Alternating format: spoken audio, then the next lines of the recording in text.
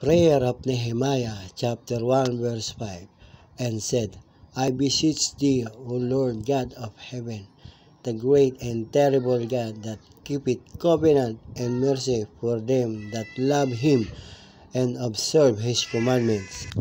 Nehemiah was a man of constant prayer. Before he set out on the project, Nehemiah prayed. When he approached the king, he prayed. When he was in trouble, he prayed.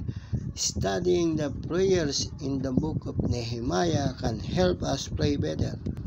These prayers are amazing prayers and can become a model for us to personalize and cry out to God as we go about the work set before us to make disciples of Jesus in relationship.